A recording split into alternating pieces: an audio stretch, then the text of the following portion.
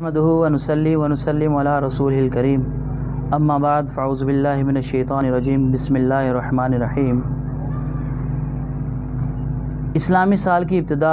یعنی ماہ محرم میں شادی یا منگنی کرنے میں کوئی حرج ہے یا نہیں، یہ ایک سوال ہے جس کا تمام حضرات کے سامنے میں جواب دینا چاہتا ہوں کہ اسلامی سال کی ابتدا یعنی ماہ محرم میں منگنی کرنا یا شادی کرنا اس میں کوئی حرج نہیں ہے۔ اس کی وجہ یہ ہے کہ جس چیز کی ابتدا یا جس چیز کے بارے میں کوئی مخصوص حکم نہ ہو وہ اپنی اصل پر ہوتا ہے اور اس کی اصل مباح ہے۔ جب تک اس کے بارے میں کوئی چیز ہمیں نہیں ملتی اس وقت تک یہ حرام نہیں ہوگی۔ جیسا کہ ہم لوگ دیکھتے ہیں کسی چیز کے بارے میں کہ وہ اپنی اصل میں وہ ٹھیک تھی لیکن ہمیں اس کے بارے میں کوئی دلیل نہیں مل رہی، تو اس سے معلوم ہوتا ہے کہ وہ چیز حرام نہیں ہے اور اس کے بارے میں بھی ہمیں کوئی دلیل ملتی نہیں ہے۔ اور دوسری چیز یہ ہے کہ ائمہ اور اصحابہ کرام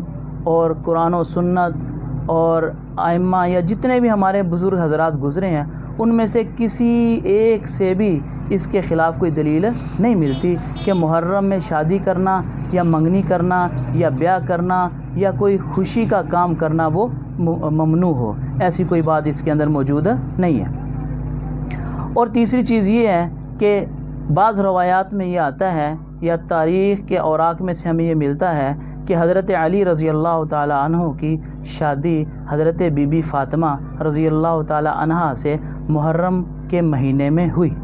اس کی یہ ہے کہ سن 2 ہجری میں آپ کا نکاح ہوا اور وہ ابتدائی اسلام میں ہوا، پھر اگلے سال ابتدائی سال میں ہوا، پھر اس کے بعد اگلے سال ابتدائی سال میں ہی ان کی رخصتی کی گئی اور وہ رخصتی محرم میں ہی بنتی ہے۔ تو یہ ان لوگوں کے لیے جواب ہے جو لوگ یہ کہتے ہیں کہ سوگ میں ہم شادی وغیرہ نہیں کر سکتے۔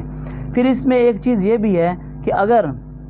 ہم یہ چیز تصور کر لیں کہ سوگ کے دنوں میں شادی یا خوشی کے کام نہیں ہو سکتے تو پھر اسلامی تاریخ میں دیکھا جائے گا کہ جتنے صحابہ کرام کی وفات ہوئی یا انبیاء کرام کی وفات ہوئی یا اہل بیت کی وفات ہوئی یا ان کی شہادت ہوئی تو وہ کوئی نہ کوئی دن ایسا بنتا ہے، تو اس سے معلوم ہوا کہ پھر پورا سال ہی ہم سوگ کے اندر گزار دیں گے، حالانکہ ایسی کوئی بات نہیں ہے۔ اور تاریخ میں یہ بات لکھی گئی ہے کہ اس کی ابتدا شاہ صفوی نے کی تھی اس کام کے کرنے کی، اور اس نے ایک دہشت گردی کے ساتھ ساتھ ایک یہ معاملہ بھی کیا کہ مجالسیں اس نے منعقد کرنا شروع کی تاکہ ان مجالس کے اندر یہ